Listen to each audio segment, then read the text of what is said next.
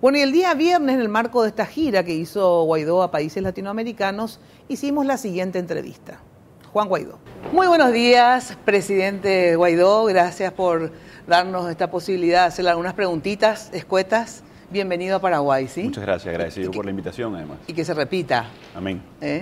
Bueno, brevemente, porque colegas están esperando, ¿por qué se instala el chavismo en Venezuela con tanta fuerza y con una base social importante?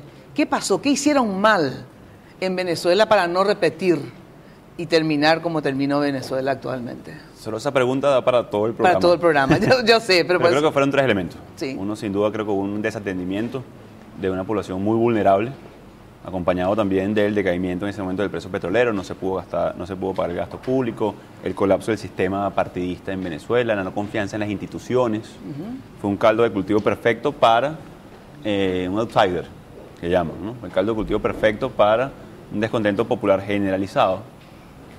Y luego entre una etapa distinta, una etapa de alza del precio petrolero, un gasto público exacerbado, al cual hicieron un control social con todo ese dinero. Es decir, el gobierno, por ejemplo, del difunto Hugo Chávez manejó hasta $400 millones al día en flujo de caja. El gasto público era el más grande de Latinoamérica. Bueno, se crea Petrocaribe incluso, no solamente fue un elemento regional, trataron de exportar el modelo a través de fondos públicos venezolanos. Hubo un caso cercano aquí que fue el financiamiento de la campaña de Kirchner, donde maletines de $800.000 llegaban alegremente de fondos venezolanos. Entonces, fue la mezcla, ciertamente, de errores. De errores, sin duda. Sí. O sea, de haber desatendido una población muy vulnerable.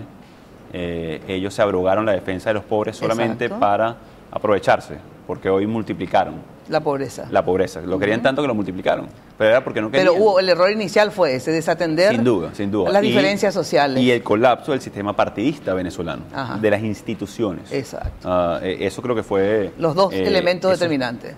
Y luego se vincula a la alza del peso petrolero. Entonces, esos tres elementos fueron una mezcla para que pudieran sostenerse tanto tiempo. Exactamente, porque, insisto, el gasto público fue exacerbado, luego eso derivó en corrupción, en un mal modelo que tiene hoy al venezolano lamentablemente y tristemente comiendo de la basura, sobreviviendo con $6 al mes, que es el sueldo mínimo en Venezuela, entre otras cosas. Ahora, ¿cómo se va Maduro? En el sentido, hay varias vías para que se vaya Maduro, ¿verdad? Una es la intervención militar, otra es un golpe de Estado, digo por experiencias también que tuvimos nosotros, ¿verdad? Otra es por vía del desgaste simplemente de las movilizaciones, entonces que un día se sienta a negociar y que pueda irse vía una negociación. Va a ser una especie de vía Pinochet, vía Stroessner, que se fue a través de un golpe de Estado, previo desgaste y movilización. O sea, ¿cómo se va a ir Maduro, usted cree? Mira, las transiciones no se decretan, se construyen, y eso hemos estado hablando en Venezuela, de construir capacidades para producir una transición democrática, pacífica, que nos genere el menor costo social posible, que podamos estabilizar el país rápido, contener la emergencia humanitaria, atenderla, reinstitucionalizar el país, tener un Consejo Nacional Electoral óptimo, independiente, transparente, que cumpla con los estándares para tener una elección realmente libre. Si tú me dijeras, bueno, ¿cuáles son las variables para que todo esto suceda? Sí. Varias. Movilización social, mayoría. ¿Y ahora tienen mayoría o no ustedes? Ejercer esa mayoría, no solamente tenerla, que la tenemos. Claro. Movilizaciones populares masivas en todo el país, respaldo absoluto. Ejercer esa mayoría. Ejercer. Movilizarla. Hemos estado en resistencia, pero también ahora vamos en ofensiva política. Buscar reivindicaciones. Sobre eso, entre otros elementos. Sobre ese punto. El elemento militar. El elemento militar. También es importante, y el elemento internacional. Exacto. Y hoy, en la oposición, en la alternativa, desde la presidencia encargada de Venezuela, tenemos todas esas opciones. Ahora, todavía Maduro secuestra parte de las armas de la República y parte de la burocracia, de los empleados públicos, que lo tiene sometido por el sueldo. Estamos trabajando también en todos esos elementos sin medias tintas. La solidaridad internacional es indiscutible. Como nunca la oposición venezolana, ¿verdad?, tiene el apoyo internacional, digamos, para enfrentar a Maduro. Ahora, el grado de apoyo popular y sobre todo de movilización, como usted dice, presidente, una cosa es que haya un desagrado generalizado y otra cosa es que se movilice. Este 22 y 23, que fue un elemento para evaluar el grado de movilización o de convocatoria que pueda tener la oposición venezolana. ¿Para usted fue un éxito o un fracaso en ese sentido? No puede haber éxito cuando mataron venezolanos, cuando no logramos atender masivamente como esperábamos la ayuda y la emergencia que vive Venezuela. Entonces, ahí lamentablemente no podemos catalogar eso de éxito. Ajá. Ahora, no fue un fracaso porque hoy seguimos acopiando comida, medicinas para la necesidad de nuestra gente. Estamos trabajando ahora en el ingreso de esa ayuda, que ya vimos cómo reaccionó de manera vil, de manera, y disculpe la expresión, pero sádica, Maduro. O sea, expuso al mundo lo que los venezolanos tenemos años sufriendo, ¿no? Que es la represión. Pero el nivel de movilización, ¿usted está conforme masiva con ese nivel de movilización? Mira, sin ¿O duda, cree que no solamente conforme, honrado, o sea, antes colectivos armados, antes colectivos que están masacrando al pueblo, la gente continuó en la insistencia de que ingresara ayuda Pero no fue lo suficiente como para hacerlo entrar. Lo que pasa es que es difícil balas contra pechos descubiertos. Claro. ¿no? Entonces, ¿Y cómo lo harán entonces? Y eso es un elemento adicional. La lucha de la población venezolana en todo este tiempo, por eso han sido años de construcción, ha sido absolutamente pacífica, democrática, a pesar que entendemos que nos enfrentamos a una dictadura, a pesar que entendemos que secuestran las armas de la República. Así que por eso vamos a insistir en esta vía y por eso estamos también buscando todos los respaldos internacionales y la cooperación, la construcción de capacidades para nosotros poder vencer una dictadura que, de nuevo, no le importa el hambre de los venezolanos, no le importa la falta de medicamentos, pero nosotros sí, y por eso estamos aquí. ¿Y qué le diría usted a ese pueblo que se movilizó este 22-23, no lograron el objetivo de hacer ingresar la ayuda sigue llegando, eso es indiscutible, la ayuda internacional? Entonces, ¿qué le dice a ese pueblo venezolano para decir, bueno, tengan esperanza, en la segunda o la tercera venceremos? A ver. Son 20 años de construcción. Este proceso no inició en el 2019. Construimos mayoría electoral, mayoría movilizada, partidos políticos fundamos, que hoy están incipientes e insurgentes, más todos los partidos en Venezuela. Hemos resistido, ganamos el Parlamento Nacional, por lo cual estoy yo aquí como presidente encargado de Venezuela. Así que sabemos de resistir en Venezuela. Levantó la esperanza y no va a morir. Pero sabemos además que utilizaron la última línea de defensa. No utilizaron a la Guardia Nacional para reprimir, fueron colectivos armados y presos, que a ellos le llaman el Plan Zamora. Era un plan que tenían para cuando rebasáramos y desbordáramos. ¿Por qué cree usted que no utilizaron a la Guardia Nacional? Porque están absolutamente quebradas. Eso iba a preguntar. ¿Qué grado de crisis existe en las Fuerzas Armadas? El 80% de las Fuerzas Armadas en Venezuela están absolutamente a favor de un cambio. ¿Cómo usted sabe que es el 80%? El elemento es el cómo que tú decías. Sí. Y hay miedo, hay una inteligencia cubana operando también en el seno de las Fuerzas Armadas. ¿Y cómo usted va a hacer para romper ese miedo? Varios elementos. Lo primero es, ofrecimos amnistía y garantías a todos aquellos militares que se pusieran del lado de la Constitución, una ley que se está aprobando en el Parlamento. Y ya vimos a 600 funcionarios activos que están en este momento en Cúcuta, algunos en Brasil, poniéndose del lado de la Constitución. Ese es un elemento. El otro elemento, los militares tienen un rol de reconstrucción en Venezuela. El problema de soberanía, sobre todo en el sur, donde el ELN penetró Venezuela, está extrayendo oro para comprar armamento. En Colombia, vimos que hace unas 5 semanas hubo un atentado en la capital de Colombia, en Bogotá.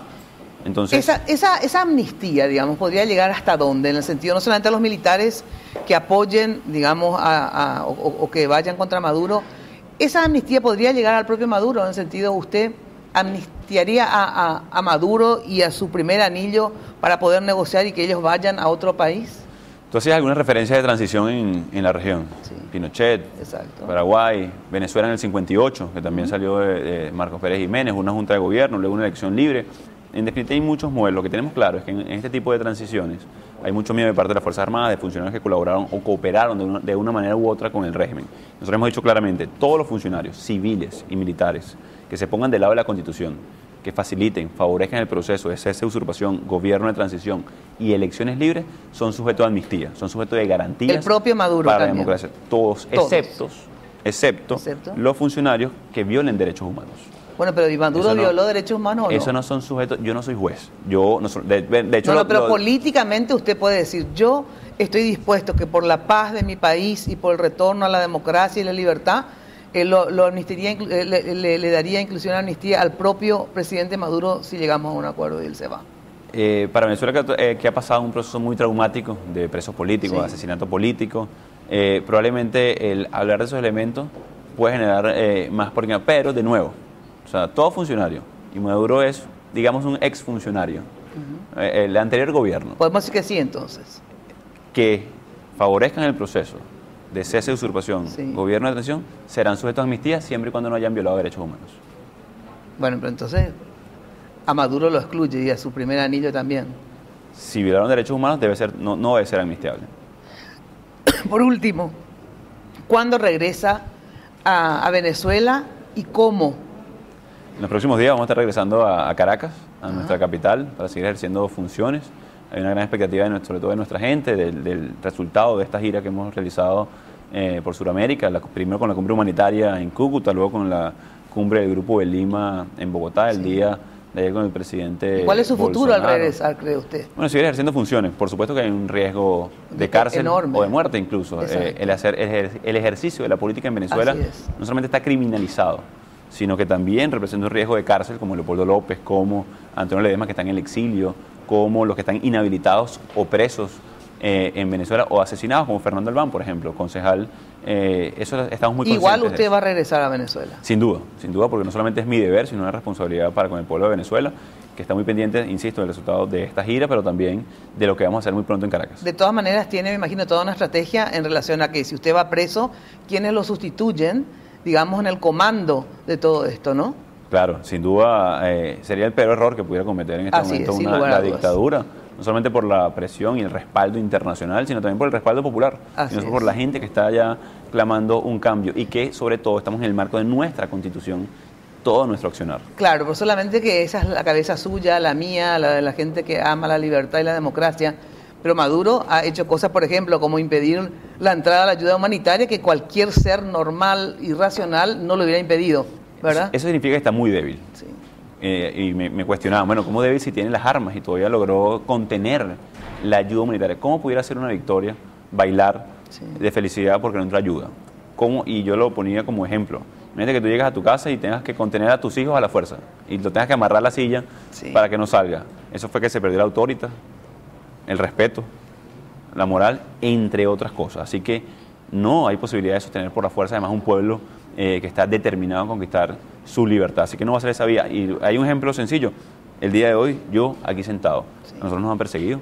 Tenemos decenas de amigos presos. Parte de mi equipo hoy está detenido simplemente por acompañarme a Cúcuta. Leopoldo López, Freddy Guevara, y puedo dar una lista de 1000 personas. Y no ha sido a través de eso lo que han contenido el esfuerzo que hemos llevado durante años. Aquí estamos, aquí vamos a seguir y sobre todo muy pronto vamos a conquistar nuestra democracia, restablecemos relaciones alegremente como lo estamos haciendo el día de hoy con Paraguay, al cual agradezco al presidente Abdo todo el respaldo a la democracia y a la causa justa que hoy es Venezuela. Gracias, sí, éxitos. Gracias a ti, muchas gracias.